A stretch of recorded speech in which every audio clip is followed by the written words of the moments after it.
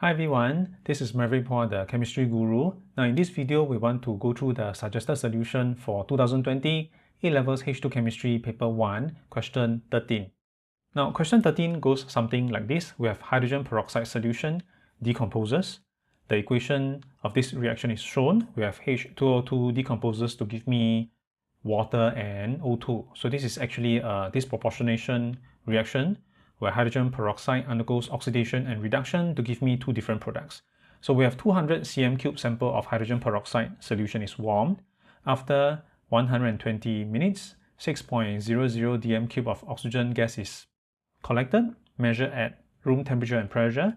So under these conditions, the reaction has a constant half-life of 40 minutes. Constant half-life means that this is a first-order reaction with respect to H2O2. So the question is asking what is the initial concentration of your hydrogen peroxide solution. We have four options A, B, C, D. So later we will run them through. Again, since the question tells me about half-life, this topic clearly will be under kinetics. And the first thing we have to consider is after 120 minutes, the volume of my O2 gas that is collected is 6 dm3. And how many half-lives have passed at 120 minutes? Correct? So this is the first thing that we would need to consider. So determining the number of half-life passed is actually fairly simple, because if I consider 120 minutes throughout this entire duration, we actually have three half-lives, because it is 40 minutes, which is one half-life, which will be here, followed by another 40 minutes, followed by a third 40 minutes. 40 minutes times 3 will be 120. So we do know that 3 half-lives have passed, but what we want to do is we want to link it to the expected concentration or the amount of the reactant and the product as the reaction proceeds. How much of the reactant is left after 3 half-lives? How much of the product is formed after 3 half-lives? Now we are interested in the concentration or the percentage of the products formed, because O2 clearly this is my product. So we need to switch it to the perspective of the concentration of my product. When I consider half-life is defined as the time taken for the concentration of the reactant to decrease to 50% of its original amount, correct? So typically what we will do is we will see this in this way. At the beginning, I start off with 100% of my reactant. After one half-life, half of it is gone. I'll have 50% of my reactant after one half-life. After another half-life, which is another 40 minutes, I'll have half of 50%, which is 25% of my reactant left. And after another half-life, after my third half-life, I'll have 12.5% of my reactant left. That means basically it's 100 divided by 2, then 50 divided by 2, then I'll get 25, then 25 divided by 2, I'll get 12.5. So we do know that after 3 half-lives, I'm expected to be left with 12.5% of my reactant. But in this case, we're not so interested in the reactant, but we do need to use the concentration or the percentage of the reactant left to deduce the percentage of the product that is being formed, correct? So what we do is we know that at the beginning, when you have 100% reactant, how much products do I have? I don't have any products. 0% of my products are being formed at the beginning of the reaction.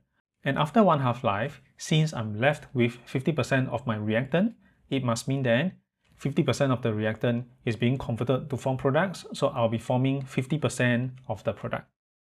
Then, after the second half-life, since I have 25% of my reactant left, which means that 75% of this reactant has been reacted off to form 75% of my product. So basically, what this would mean is the percentage of my reactant and product must add up to 100%, correct? Because your species that is inside this reaction, it is either existing as a reactant or existing as the product, correct? So it's either at the reactant side or the product side.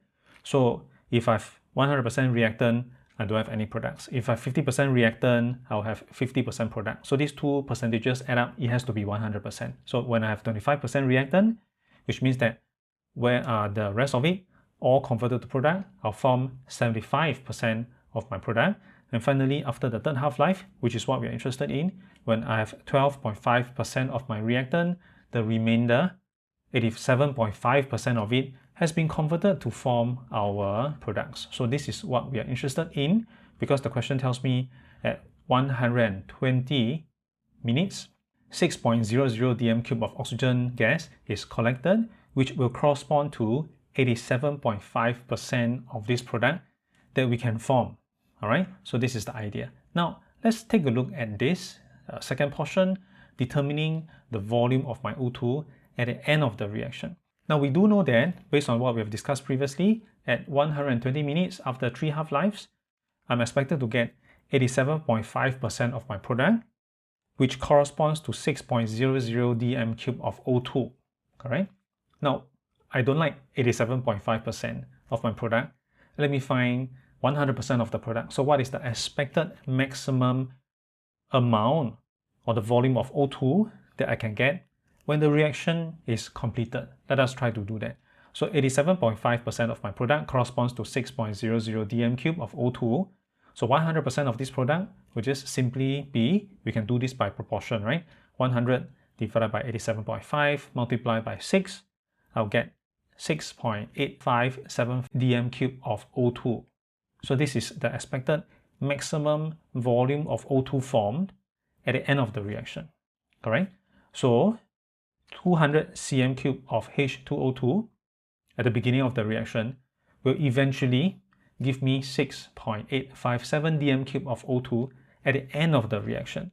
So we can deduce this information from here. So once we know that, then I can try to calculate the concentration of my H2O2, no problem, because what I can do now is I know the maximum amount, or I know the maximum volume of my O2 formed at the end of the reaction. I can just simply convert this to number of mole of O2 at RTP, which is the volume in dm cube divided by 24 dm cube, which is the molar volume of a gas at RTP. The number of mole of O2 is 0.2857. So remember, this is the number of mole of O2 that I can form at the end of the reaction, which is my 100% of the product. This is the maximum number of mole of O2 formed. Once I have this number of mole, I can compare mole ratio, correct, O2 to hydrogen peroxide. The number of mole of hydrogen peroxide will be 2 times the number of mole of O2, which will work out to be 0.5714. And from this, I can work out the concentration. The concentration, of course, will be the number of mole divided by the volume, 200 cm cube, convert to dm cube. So 0.5714 divided by 200 multiplied by 1000, I'll get this concentration, 2.857 mole per dm cube. So once I have the concentration of H2O2, essentially we are answering the question already. The question is asking what is the initial concentration of my hydrogen peroxide solution. Then everything is round off to 2 significant figures. So if I round off 2.857 to 2 sig, the answer will be 2.9. Of course, if I run through the options A, B, C, D, D will be my best answer. Alright, so that was the discussion involving question 13. So if you have learned something useful from this video, please give me the thumbs up, like this video, and subscribe to my YouTube channel for more weekly video lessons. That's all for now. I'll see you next week.